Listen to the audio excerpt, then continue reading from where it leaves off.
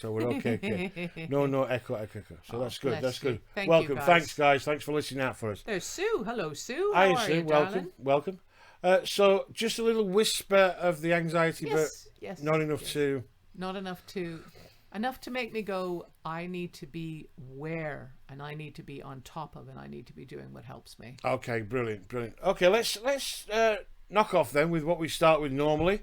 Hope you had a lovely 24 hours without Kate and I yesterday, because it was Sunday.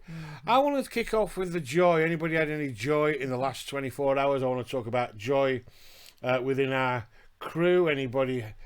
It's better now, says Adele. So we're all right. The echo has gone. Any joy in your life in the last 24 hours? I had lots of joy. Yesterday I had visits from two very dear friends. That brought me joy. And this morning doing my exercise and saying, you can't have me, Mr. Anxiety, that gave me joy.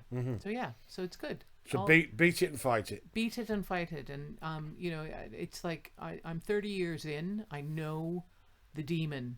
I know I've got him in a little package in a little box. And well, you've written and spoke and celebrated often enough that you've got anxiety.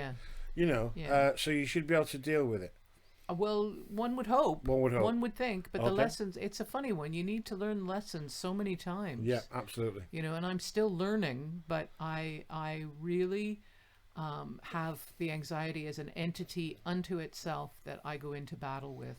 Good. Okay. Lovely. Bill, my darling. What? How are you? I'm good. Good. I've been quite busy up here this morning. I've been looking at lots of information on today's show, which I started to write about last Thursday and Friday.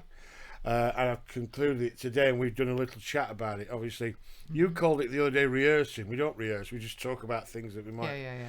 You can't really rehearse a show like this because we don't know what the crew's going to say.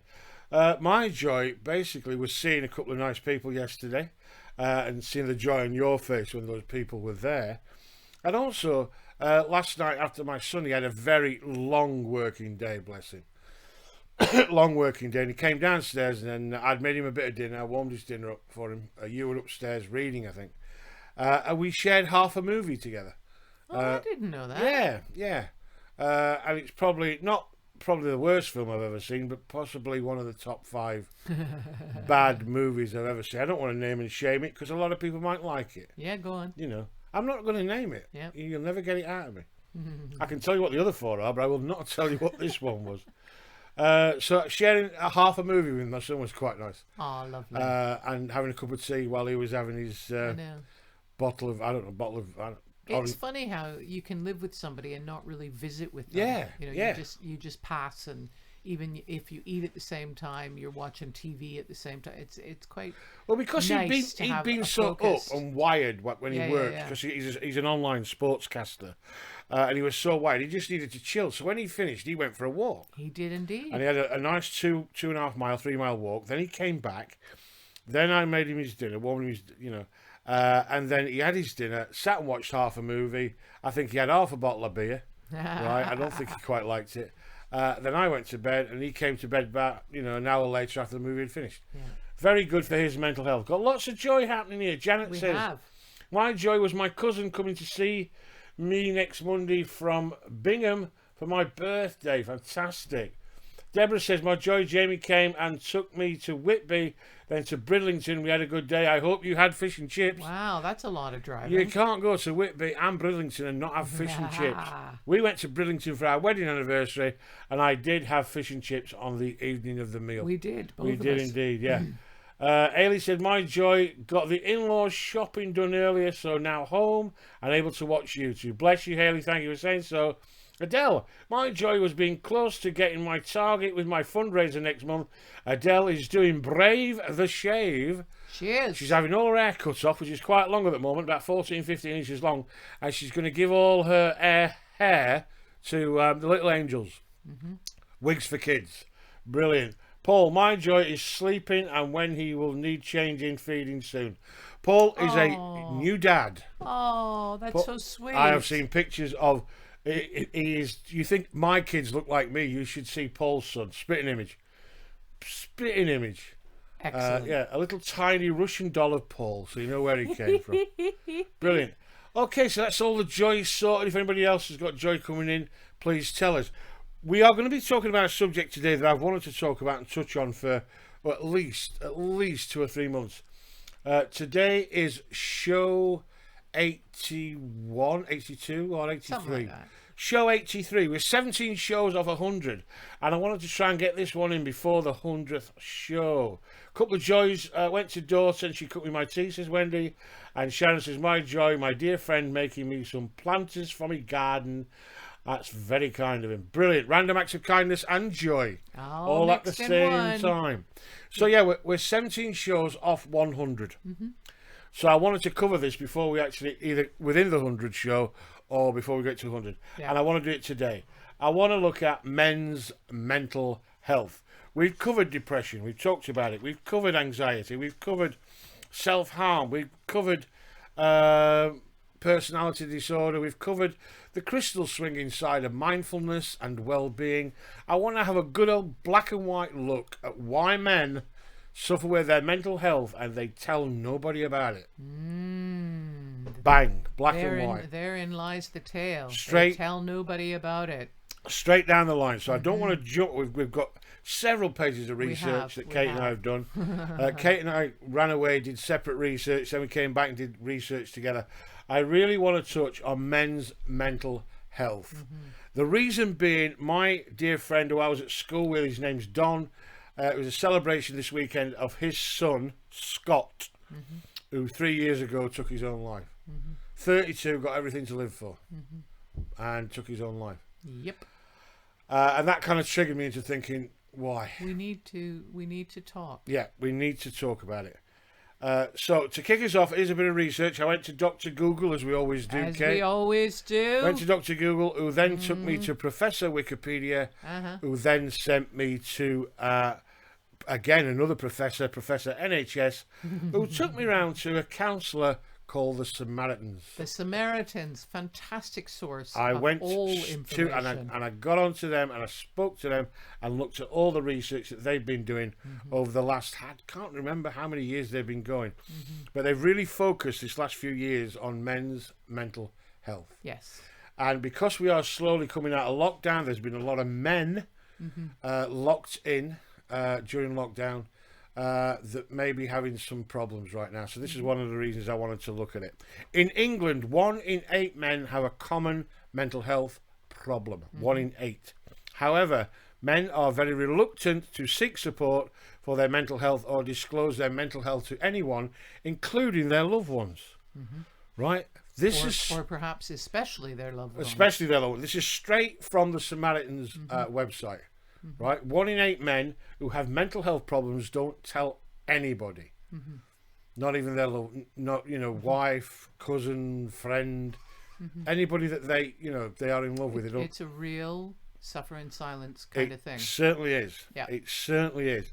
While many of the same difficulties are experienced between men and women, right, a lot of the influences on mental health can be completely different for why men get depression, anxiety, personality disorder, biochemical issues, bipolar. The issues can be very, very different, right? So that's when I throw it over to you, Kate, and say, why is that? Well, basically, it's societal, which is a great word, society's expectations and traditional gender roles. We still have them. Expectations of women and men are different. So societal expectations is ways in which men and women have traditionally expected to play a role in mental health. For men, they have that they should behave, and what masculinity is included, the expectation that men be the breadwinners. We still have that. We still have that. As well as they should now parent more. Now, women are pressured that they should be out in the job market, and they still have parenting, right? So men are being asked to parent more than they used to, but there's still the expectation that they're going to be the breadwinner. And there's traditionally perceived masculine traits as strength and fitness and stoicism and dominance, and we have the expression And when you were in the hospital a couple of years ago, was the first time I heard it. You had a cannula in your hand, and you said, "Can you go ask if they'll take it out?" Right? And I went and asked it, the nurse, and she was in her little behind her desk and all that, and she looked up and she said, "Tell him to man up." And I'd never heard the expression before because we just don't have. And I thought, what the heck? Yeah. So we still, have the expression "man up," which I would translate as "pull your socks up" and whatnot.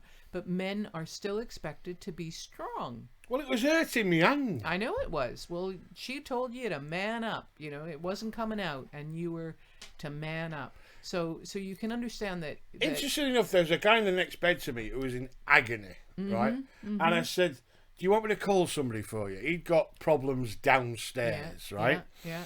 And I said, "Do you want me to call somebody for you?" He went, "No, mate, I'll be all right. I'll be all right." And it was like, the man was screaming in pain. Yep. And that kind of alpha male thing. It wasn't mental health, but he was like, "No, I'll be all right, mate. Don't worry. No, I'll be all right. They'll come in a minute and see to me." Ridiculous. So this is why we're having men have such high statistics, is because their perception is that they must be strong, that they must man up, that they must be the breadwinner, that they must be the, go ask your father, that kind of thing. And the father is often given the role of the disciplinarian with the children. Wait till your father gets home. Well, exactly. We still have that. And I mean, we've come a long, long, long way. But while wanting to feel and feeling strong and in control are not negative things, research is telling us that these traditional ideals of being a man can negatively impact on men's mental health. It is changing, and it is evolving, and it's changed in the last couple of years profoundly because of things like the Royals. Harry coming out and saying, "I've got mental health challenges," is huge. And of course then we have the Stephen Frys and the Frank Brunos. Frank Bruno, Walter, heavyweight champion of the world, comes out, "I have mental health problems." He was one of the first for me, Frank Bruno. Well, he had no. I read his biography. He had no choice in it because of his bipolar. He was acting bizarrely. Right. So he had to explain, when he got well enough, his bizarre behavior. And so his behavior outed him. I don't know if he would have come forward if, he would have quietly just gotten on with it. But he publicly was ill. So he has become a great advocate. He does a lot of speaking, and he's a huge man. You're right about things turning around a little bit though, but a lot of it is all to do with profile, isn't it? Yeah. I mean, we've got politicians and rugby players and football players, and celebrities coming out and saying, "I have That's right. a mental health challenge." And we have come a long way. So these traditional roles, we are evolving, but not fast enough. Not fast enough. We still have some scary statistics that we're going to share. One of the things that I worry about, though, with mental health in men is, yes, they've got a mental health challenge. Yes, they've got a mental health issue. How stressful is that to actually admit that you have? It's like double bubble, isn't it? It's like, research has suggested, I'm going back to my reliable source of the Samaritans here, it says in a way that confirms that these expectations specifically exasperates the self-reliance and power over others is associated with increased distress and poor mental health. Basically, it's going, get away, there's no wrong with me. And you're making yourself ill with anger and stress, because you're trying to convince yourself and other people that there's nothing wrong. So I call that self-stigmatizing. Yeah. Rather than that being that you're stigmatizing and bullying and whatnot, you yourself are stigmatizing about mental health and mental illness. Yeah. So you're saying, "I'm okay, I'm fine, I'm in." Because of conditioning. I mean, it's not absolutely. It's conditioning. But as I say, we've come a long way, and we have some road to travel before men are as comfortable talking about their mental illness as they should be. According to Samaritans, though, some research, there's a lot of research going into men's mental health right now. Oh, big time. Tons of it. you know, and justifiably so they should be, right? Some research also suggests that men who feel as though they are unable to speak openly about their emotions may be less than able to recognize the symptoms Yes. of any mental health problem that they may be having, and less likely to reach out for support, right?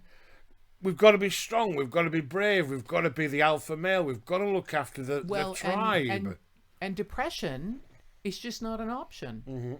So men can be. This is what they're saying here, is that men can be quite ill and not recognize it. Yeah. Not recognize it at all. You know, women bounce off each other. Women feed back to each other. Women, you know, have a different kind of emotional friendship and whatnot. But men, you know, would not name what's going on with them as depression or anxiety or even psychosis or mania, or so men need to be more educated so they can spot their own signs. But you often say that depression doesn't like movement. Yeah. It's very rare you will find a man staying in bed if he's not feeling well. Yeah. Unless it's man flu. Well, there you which, go. as we know, is real. There you go. Absolutely. Right, and I think man flu might be an excuse veiling other things. I think you could be right, Bill Rodgers. I think that could be something that they can use, that a man could use to veil that I'm not feeling well, I've got a touch of man flu. Right? Because we've talked about depression in the past being aches and pains and lethargy and can't be bothered and that kind of thing. And that depression is the same thing. Aches, pains, man flu, aches, pains, can't be bothered, can't get off the couch. Let me give a statistic that the Samaritans have got.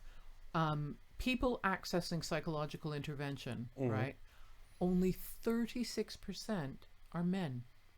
So 65% of people going for help are women. Wow. Yeah. Wow. So we have to be aware of that, it not become trendy. You know, that what's wrong with you? I'm stressed. Yeah. You know, but by the same token, we have to, for men, recognize that it is an option. To seek help is an option, and only 36% of the people who seek help are men.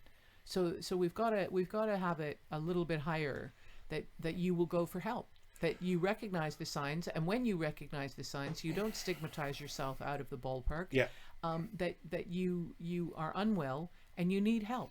Well, thank goodness that we have got the Frank Brunos and the Harrys and the Williams and the Kates. This heads together that they've launched. That's brilliant. And Harry's done his thing with the Invictus Games about physical health as well, because mental health and physical health go tight. If you've been blown up, for goodness sake, there's a fair chance that you've got some kind of mental health. A lot of PTSD. Yeah, absolutely. Now, the other thing I wanted to mention is that what happens is men don't seek help, and then they start to self-medicate. Oh, so they make the problem worse because they turn to alcohol and or drugs. And so now we have a volatile situation. We have something wrong that you're not seeking help for, and the help will help you, and then you are self-medicating. So you somewhat instinctively know something's wrong, so you turn to drink. It's a very male thing. Sure it is. The pub. Gotta go, Paul. Take good care, mate. Love to the baby. Love to your business. Have a wonderful time in New York. Take good care of yourself, my pal. The pub it's like a sanctuary for some people, Kate. I've done it. I mean, when I lived alone and I was working or whatever, or if I'm working somewhere in a strange land, I'll nip to a pub just to kind of find a bit of company, a couple of beers. Not necessarily to drink my face off. That's right. But if you're not well, yeah, it's a great way of putting that mask on. Absolutely. 5 or 6 pints, couple of large brandies, right? Dutch courage. Dutch courage. Call it what you will. Drink yourself to oblivion. You can forget about everything that's happening around you. You know what I mean? Sometimes it's a very comfortable place to be, because bang, you're asleep. You don't care what's happening in the world. Yep.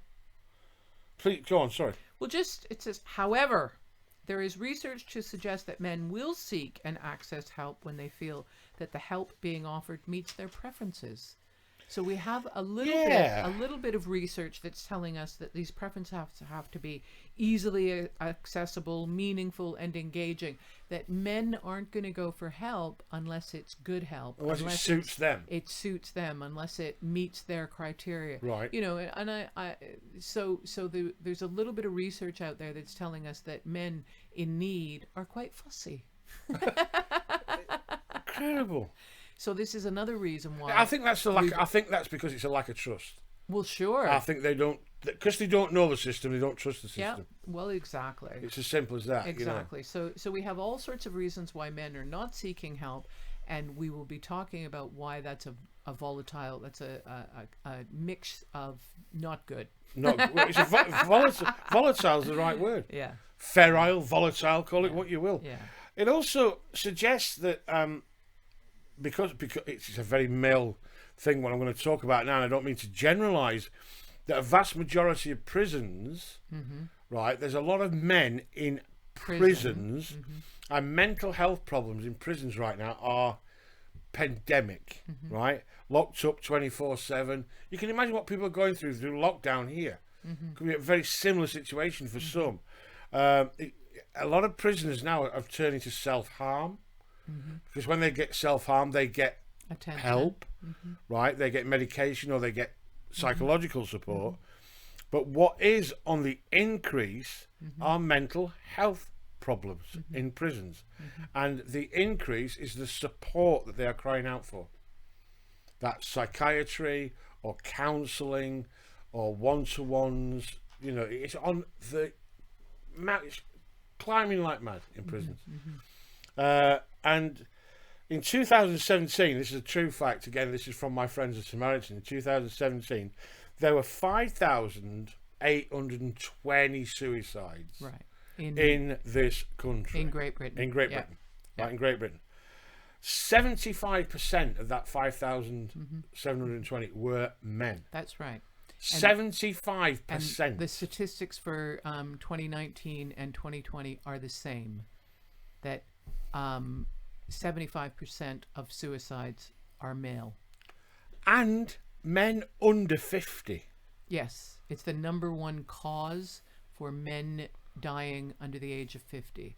You'll see that reported as that it's the number one cause for men under the age of 40. You'll see that reported as it's the number one reason for death in men under the age of 30. It used to be heart attack. It used to be lung cancer. It's just... With the big industries and all that kind of stuff, it used to be asbestosis. It used to be black lung that coal miners used to get. Somewhere in recent time, suicide has become a viable option. Yeah.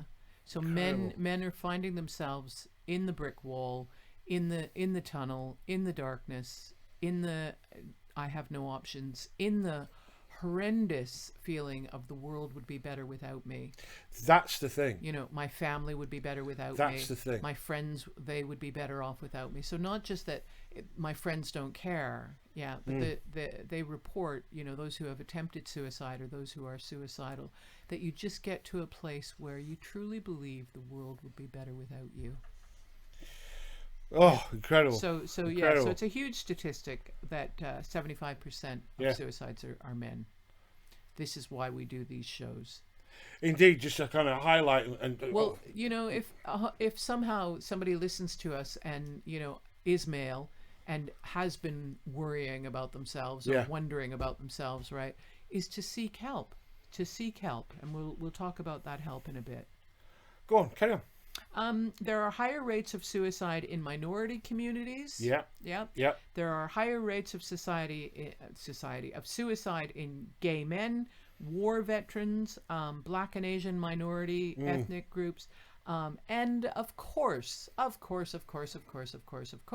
those with low income. Low income. So this again is... So if you're one of the above four that you just cited and you've got no money... That's right, because the low income again indicates that men think, you know, I'm the breadwinner. Yeah. So if my family or myself is struggling with money, that's me not measuring up, not failing, not succeeding. Succeeding, but failing. And that really hurts. Failure. And it really hurts when there's low money in a family and we have argument over finances. So you have the partner arguing with the male, and that male will then spiral into depression and you know, dare I say, suicide. But But we're taught, this is the thing, we're taught breadwinner, you know, gatherer, hunter-gatherer, you know. And if we ain't fulfilling that, then we're not... It's our self-esteem. We did a whole show about self-esteem. Male self-esteem just goes straight into the gutter.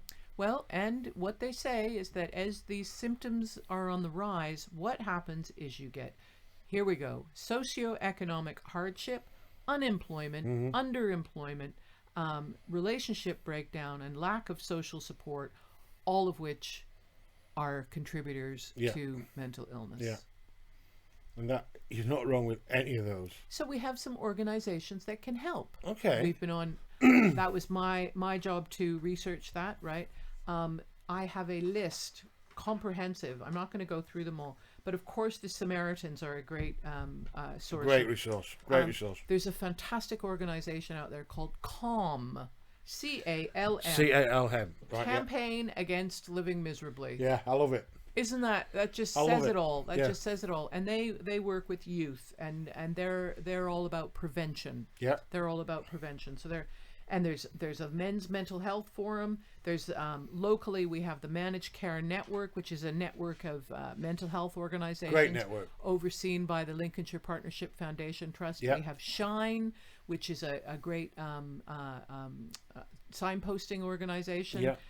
And of course the biggies. The biggies all have local representation, Mind and Rethink. Yeah. We locally, where we are, we have a group called the Bearded Fishermen. Yeah. And they do fantastic work supporting men. They take them fishing. They go fishing. Absolutely. That's the theme.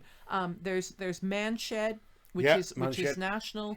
Where you go, you work with tools, you hit things, and You make stuff. It's tangible. You hit things with a hammer. Yeah. You hit. But you yes. make stuff. That's right. Yeah, yeah.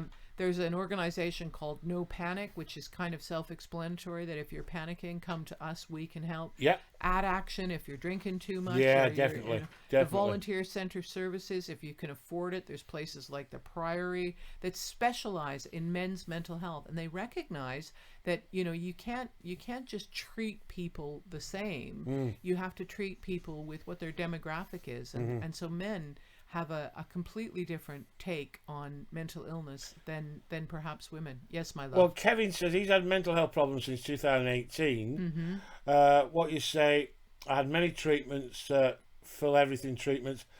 Is okay, but I feel as though I'm going round in circles. And I think that was true, Kevin, that many people did feel that they were going round and round in circles. But I think things are changing. If you listen on a bit further, we've done a little bit more research on that exact thing. And we will be covering that in a few minutes. I'm sorry, Kate, you were saying. I can go on. Anxiety UK, Bipolar UK, Mental Health Foundation. So all these are available Papyrus is again a youth suicide prevention. Yeah. Sane, fantastic organization of support. Young Minds. all available online, and there's and you can just do what I've done, which is Google them. Yep, and they all do and offer different services. So Kevin, I mean, it took me, I was mentally ill probably a good 10 to 15 years before I figured out the system. Do you know what I mean? You've only been struggling for 2 years. You got no, he's only been in the system for 2 years. Yeah, well, that's true. That's true. But I would just say, carry on, hold your head high. You will find somewhere someone who connects and helps. And it might be us. It might be listening to us every day at 3 o'clock. Could well be. Yes. Okay. So there we go, Bill. Go ahead. But I think crucially, right? Yes. Crucially, what's been explored is to find out what works for them. This is what I was saying, Kevin. Yeah. It's to find out what works for you. And there's been lots of research done over the last 2 or 3 years, not just like since time immemorial, the last 2 to 3 to 4 years about men's mental health and how we can improve it. One of the greatest legacies was when we had the coalition. Nick Clegg left a chunk of money to mental health and mental health research. I don't know where it is, but it's out there somewhere. It's out there somewhere. And that was left kind of end of 2014, 15, 16. So it's out there somewhere. So they've been doing the research about poor mental health and what men have been going through. Despite experiencing well-known risk factors, of depression, anxiety and everything it goes through, right? A lot of men will not go and seek help until it gets to a critical point. big point you just made. Right, until it gets to a critical point. Let me just, importantly, the men we spoke to when they did their research, right, also, like Kev, didn't see community-based support services, right? It focused on fostering connections within the community, but when they were looking for help within the community, it wasn't there until they reached crisis point. Yeah. This is a huge point. Yeah. That either men are not finding what they need, or men are not seeking what they need until they get to the point that they're suicidal or they're self-harming. Absolutely. So it gets to crisis before they cry for help. Yeah. Or they're looking for help and they just can't find it till it goes to crisis. So I hope that's not your story, Kevin, that you're moving into crisis, because in 2020 there is a lot of help out there. There is help out there. We can give you numbers, we can give you contacts. That's right. And when you hook and find an individual, it's magic. When you find an organization that fits your demographic, it's magic, you know. What so some of these hang men, in there, baby. What some of these men said, and I think a lot of men might have said the same, is that there's a vacuum of responsibility out there in which opportunity to exchange and support men before the hit crisis is neglected. There's a massive gap, right? And I think it's region for region, because I know at least 3 or 4 man sheds. I know where they are. I'm not sure there's one round here where we live. No, I don't want to point fingers. It's all to do with economics. You know what I mean? It's all to do with economics, and these places need running. They, you know, we can start as many groups as we possibly can, but they need financial input. They need volunteers. They need staffing. They need premises. You know. And the big flaw in funding is that they do project funding. Yeah. So it's all finite. You know, you have this money, but you have to have spent it by January next year. Absolutely. And that's the end of your project. That's it. Unless, you know, you spend a whole bunch of time fundraising. Yeah. And that's the end of your project. So it's a project rather than an ongoing. This is why I'm a big fan of the nationals like Mind and Rethink and Bipolar UK and stuff like that, because they are not going anywhere. They're not going anywhere, but wouldn't it be nice if we had a venue that we could call our own, and this is what happens Monday, Tuesday, Wednesday, Thursday, Friday, Saturday, Sunday. Yeah, that would be magic. You know, it would be magic. But we know deep down inside, and there's no conspiracy going on or anything like that, that organisers, especially the poor NHS, they can't afford it. Yeah. They cannot afford it. It has to come either through private funding, private sponsorship, or it has to come from a higher echelon. You so know. let me speak about what men are looking for. Okay. Because at the ripe old age of 37, I know what men are I'm looking for. sure you do. Carry on. But what men identified as being key to the help that they're looking for is the opportunity to make a contribution. So they don't want to just take, they also want to give, which is magic. They want to be part of something that they can support. Which is a very important thing, that we set up our groups that we can give responsibility to the men so they feel that they're contributing. Absolutely. So that's good. They want a feeling of inclusivity, which is another great word. They want to fit in. They want to. This all came out of the research done by the Samaritans. Done by the Samaritans. Okay.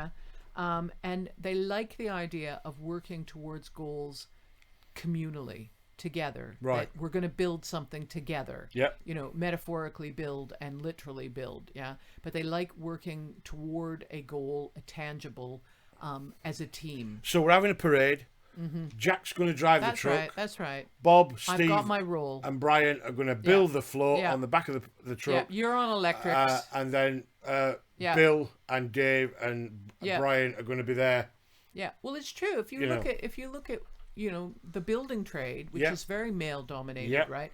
The sparks come in, the plumbing comes in, the plaster comes in. Everybody knows their role, but they're all working toward a common goal. Which is building a house. That works, you know, is important, has been identified as something men are looking for. And they are certainly looking for peer support. They want to be surrounded by people who have had similar experience. And this is why some of the best groups out there are run by service users. Yes. You know, Yes. peer support. I'm a great advocate for peer support. Yeah. So men are looking for that. And just to sum it up, one gentleman summed it up beautifully. He enjoyed the fact that the group that he set up, he was able to collect the subs. He got to open the building. He got to lock up at night. He got to turn off the lights. And that's all he needed just to feel useful in the group. Responsibility. That's right. Some responsibility in running the group. So there you go. That's what you're looking for. Well, interesting enough, to summate all that, this report that the Samaritans have done, and I'm not talking to the women that are online today, but just trying to say to Kev, to reiterate to Kev that things are changing. This report was called Out of Sight, Out of Mind, right? And that's what we've had during lockdown. We've had a lot of that, a lot of that. But what the Samaritans are saying, having concluded the first part of this report, there's now going to be another one done by the end of late 2020. I don't know how much that's been put back because of COVID. Yeah. Right, but they're going to set out a new set of guidelines and recommendations how to effectively encourage men, right, earlier in their journey of mental health to get out and seek help before it reaches crisis. And all of it's about society's got to change. Like, you know, we don't say to little girls, "Oh, isn't she pretty?" anymore, because that, you know, and we shouldn't be saying to little boys, "Oh, come on, little boys don't cry, big boys don't cry, stop that," you know, and all that. So all of the recommendations of how we can societally affect men so that we don't have this crisis. Yes. Fabulous. So just a few more little statistics, right, is why men won't talk about their mental health, right? 77% of the men polled said that, yes, I have had anxiety, I've had stress, I've had depression, right? And the biggest things that were affecting them were work, finance, and health. There they go. But the majority of men claim that their mental health is having a negative impact on their work performance, their parenting abilities, and their relationships. But 40%, nearly half of them said they would not seek help unless they were suicidal or self-harming. Again, getting right to the edge. We said that before, and we're saying it again because it is so important. We have to early intervention. Yeah, we have to, you know, have men that feel part of the group. We have to feel men that they're with like-minded people. We have to have men feel that they're valued, and we need to help them sooner. Absolutely. Yeah. Otherwise, we continue with the statistic that 75% of the suicides are men. Interesting enough, though, I did a little bit of research of why men don't talk about mental health. You know what I mean? I mean, I talk openly about, how you feeling? Oh, don't ask. You know, and that is the first one. Men don't talk about mental health because they don't really know how to deal with it. Yeah. Or they think they've learned how to deal with it. Yeah, they think they can. I'm fine. I'm fine. I'm fine. I'm fine. I'm all right. Don't worry about me. Leave me alone. I'm fine. I'm fine. Don't worry about me. I'm good. And about over half, 35-40% of men, when asked why don't you talk about it, they say, I don't want to burden anyone. I don't want to be a burden. You know what I mean? I don't want to be a burden. I'm all right. I can cope. I'm all right. And cop this. They also say it's embarrassing. It's embarrassing to admit that you might have got a mental health problem. Embarrassing. You know. It's the same thing with male health. Of course it is. Men are much more reticent about talking about prostate problems. Yeah. But women, Yeah. I mean, we'll do breast exams in public, you know. Yeah. I mean, way more. Not in public. It's a caravan normally that's parked in a hospital car park. But I know what you mean. You know what I mean. Yeah, yeah. I'm just saying that women's health, you know, women are much more comfortable talking about it than men are talking about men's health. When it comes to ego and bravado, the closest men will do that kind of thing is if they go and give blood. Okay. Right? And when they've given blood and had their chocolate custard cream and had their cup of tea, that's all they talk about for 3 weeks. I've given blood, you know. I've given blood. You know. They also say that they don't talk about mental health because of the stigma that surrounds it. Yep. They don't want to be classed as somebody who's got, you know, issues with the brain. And we are fighting that stigma every day. Every day, man. Every day. By being open, by normalizing. Every day. By helping. Every day. Yeah. Here's one. I don't want to appear weak, they often say as well. Yeah. I don't want to be weak. Yeah, that's the perception, isn't it? It certainly is. You know, if I was strong enough, I could just get over this. Absolutely. But that's the thing, is battling depression and stress and anxiety. It's not about strength. Cop this one. I don't have anyone to talk to about it. Yeah. Nobody will listen to me. They'll think I'm making it up. You know, it's funny. You know, men have friends for watching football. Men have friends. I'm generalizing terribly here. You know, men have friends for different things and different reasons. Yeah. But it's rare that you have a friend or even a spouse that your relationship entails talking about your feelings. Well, cop this one. Yeah, a quarter of them, a quarter of men, when they said, "Why don't you talk about your mental health?" Right, said that they would never ever go and see an expert, a GP or anything. Here we go. Right, because the main reason is they don't want to worry or waste the GP's time. You know, because it's not a proper illness. Well, and the same study tells us that GPs spend up to 30%, which is like 1/3 of their time, on psychological intervention. I know. So your GP is so tuned up on this. Your GP knows what you're going through, and it's not a waste of time. Well, apparently it's a waste of time. Your well-being is never a waste of time. Because it's not a proper illness. It's not a broken limb. It's not a cut finger. Stop! You're hurting me. It's not man flu. It's not a proper illness. Yeah. So there you go. So that's the reason. One of the things I want to kind of shift onto in the last 12 minutes is how we can get a bit more up if we are having some kind of mental health problems. Yeah, what to do about your own mental health. Yeah. You know, what to do about your own mental health. Kev said, I've just started a 10-week course with the NHS called Steps to Change. Yep. Yeah, been there before, but it's counselling and it's what I want. Good. That's brilliant. Yeah. Brilliant. Step to Change is brilliant if it works for you.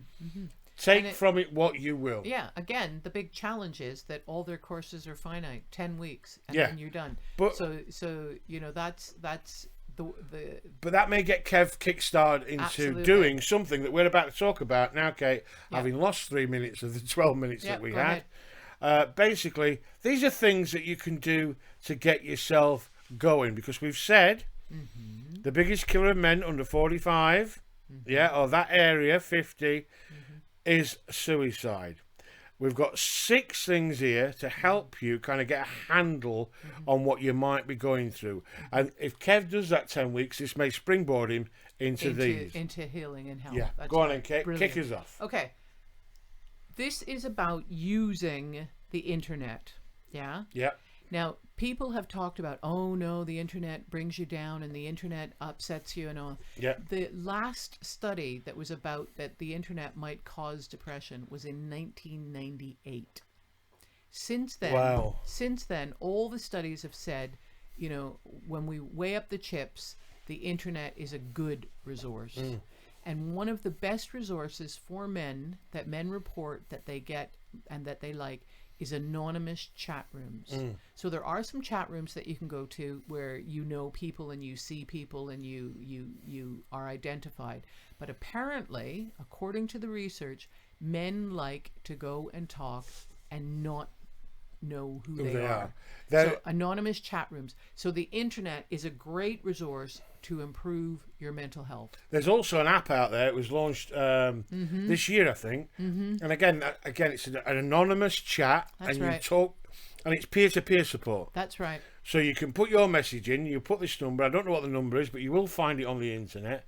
You do the chat, right, and then you can have peer-to-peer support with somebody you've never met. You don't have to give your name or anything. That's right. And it combats loneliness. It increases self-esteem. You can offload. You can get it out. You don't have to be responsible for picking up the pieces. You know, so it's a useful place to get help. And the experts are calling it cyber psychology. Oh, I like cyber that. psychology, where you can talk one-to-one to somebody about absolutely nothing. It's a bit like going to a pub and it's free. Anonymous chat rooms. No, you and I did them. You and I, we read forums. And we never contributed, but man, we read everything that was written. And they're fabulous. You know, and I would lie on the couch with my arms crossed, shaking and a quaking, and my poor darling husband would read to me. But it worked. It We helped a lot. found It we helped a lot. found escitalopram, and we found exercises that you can do to, and And we found our favorite forum. we found our favourite forum, and I used to read from it every day. Yeah. And it found also exercises that you can do, Pilates. We found stuff like that on a website that you do on a regular basis, and enough room to get your crystals on 2 bits of string and swing your crystals round forever. Which brings me round to, in 2014, a study in the British Journal of Sports Medicine linked depression to a sedentary lifestyle. So what they're suggesting to our chaps out there, if you want to get yourself going again and get out of that depressive state, banish the binge watching, we've talked about this before, and get yourself out into the wilderness. Go and do something, go for a walk, get your, take your slippers off and put your boots on. Or just put, I have boots for walking and I have boots for going to the shops in. Get your big boots on and get yourself, go and have a little walk, even if it's just around a local park. We're not talking big woods, I don't like that. Sure. We're lucky enough to live near big woods, and we've got the opportunity to go in them now. COVID lockdown has been a bit kind of relaxed a bit. We can actually go for walks now. But go for a little walk. You never know. Have a little jog while you're doing it. I'm not talking running a marathon. I'm just thinking jog like nobody's watching you. Right? Oh, do a Mr. Bean. Sure. Do a Mr. Bean. If you've got a friend, or if you've got a kid, or if you've got a partner, go for a kickabout. Yeah. But basically, it is good to get out in nature. It's great because it combats mental illness like depression, but community with nature also connects you with the loss of your physical health. Even if it's just a walk, get yourself out and have a bit of a trot round, right? And that's what we're going to do. We're starting, hopefully, we're going to start the Stepping Stone Strollers. We're starting them in a few weeks, touch wood. And that will be basically walking around a big field. It will indeed. But it will be open, there'll be trees, and we will be able to see lots of sky. That's the thing.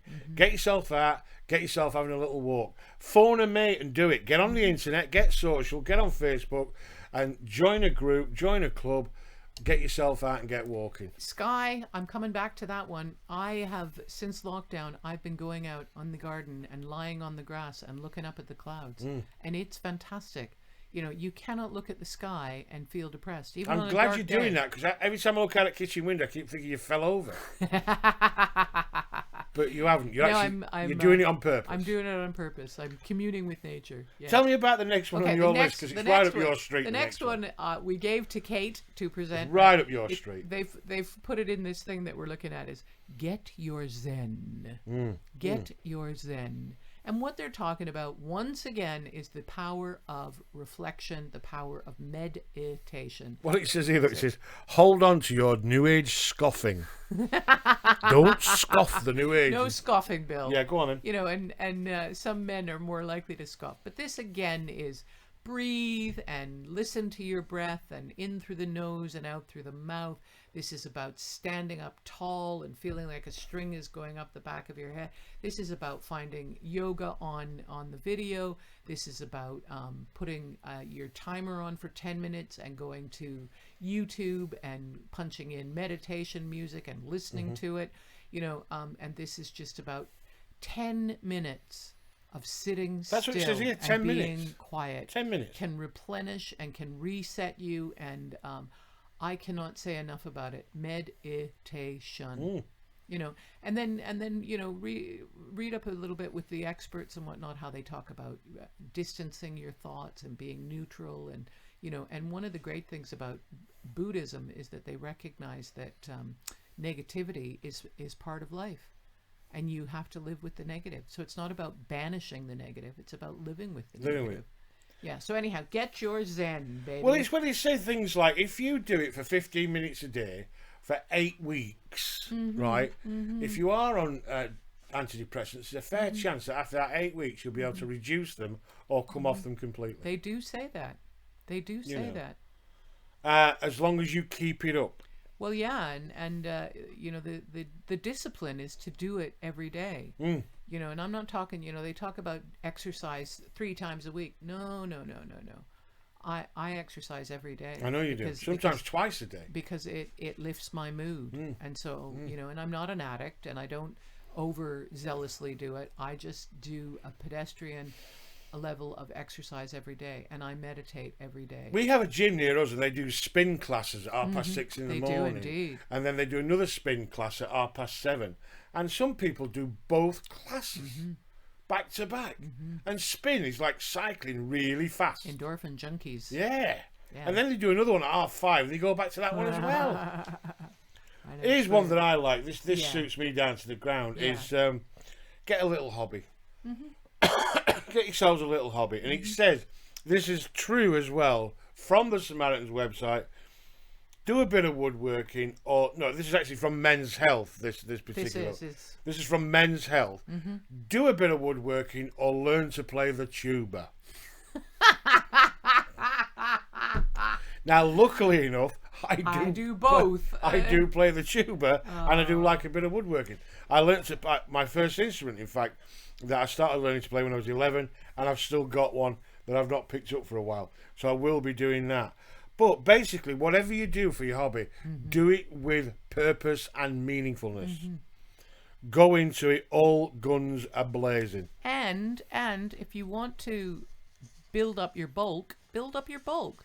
It's no different than if you want to trim down your waist, then trim down your waist. Get on with it. It's a beautiful thing. So get a hobby. Yeah, get a hobby. And you'll build up your bulk, and it's brilliant. It says, yes, you can go to the gym. Yes, you can do a bit of exercise, etc. But if you do want to start getting and looking a bit good, then aim for that. Aim for that. If and it quotes in Men's Health, it says, if you've ever seen Bugsy Malone, the film, right, which incidentally we had our pal from the States was on. He was actually in Bugsy Malone, the film. Really? Yeah, he was a child star. He was a mate of mine. He was a child star in Bugsy Malone, but it actually says in Men's Health, think about the song "So You Want to Be a Boxer," right? And get yourself out there and do some really good workouts. You know what I mean? Because if you don't want to walk, if you don't want to jog, if you don't want to run, lifting heavy things, apparently according to Men's Health, is just as good for you as doing that there running business. So there you go. It's all there. Kate, in a nutshell, we've done it. We've got to the end of Men's Health. Yes, the final thing that we want to say, is don't let it get to crisis. Yeah. Intervene early. Go see your GP. And don't be embarrassed. Don't be embarrassed. If you're not feeling good, don't just get on the couch and go, oh, it's man flu. Don't get up and go to work, because you'll be completely ineffective at work. You'll be making mistakes all over the place, and you'll not be feeling good about yourself or what you're trying to do. Talk to the professionals. That's why they're there.